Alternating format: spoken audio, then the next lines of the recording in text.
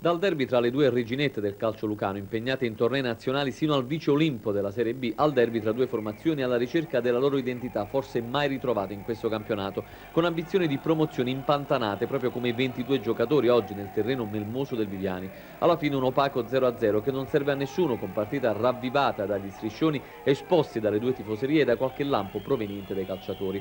E Nerone incendiare le speranze materane all'11° con il tiro angolato e radente, fermato solo dal volo di un attento Circello.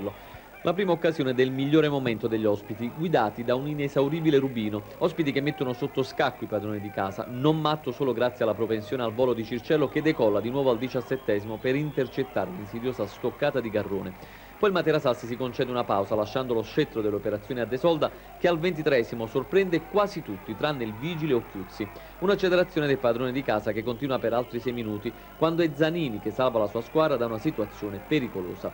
Poi emozioni in congelatore, proprio come gli spettatori, sino al 44° quando il Materasassi ha con ceretta una delle migliori occasioni su difettosa respinta rossoblù sventata da un altro guizzo di Circello. Nella ripresa entra Angrisani su Bovienzo nel Potenza, ma è il Materasassi a partire all'assalto. Circello a Sesto si concede un piccolo errore non sfruttato da Mazzeo. Dopo un minuto la risposta del Potenza, Disidoro scatta in posizione regolare, ma invece di tentare il tiro offre la palla a Chiera, anticipato dall'uscita coraggiosa di Occhiuzzi. Un intervento sul quale il numero 1 materano si infortuna e viene trasportato, tra mille difficoltà, in ospedale. Ma la superiorità, almeno psicologica, del Potenza dura poco, sino al 16° quando per doppia ammonizione Disidoro viene espulso. Un episodio che mette la parola fine alla partita e a nulla valgono i generosi assalti del Materasassi per sbloccare un pareggio che lascia entrambe le formazioni alle prese con i propri problemi. Volevo fare gli auguri a mia madre con una bella vittoria qua a Potenza. Però non è arrivata, un po' dispiaciuto. Dispiaciuto tantissimo anche perché per come si è messa la partita. Diciamo che noi oggi abbiamo visto tutto, abbiamo fatto noi la partita, quindi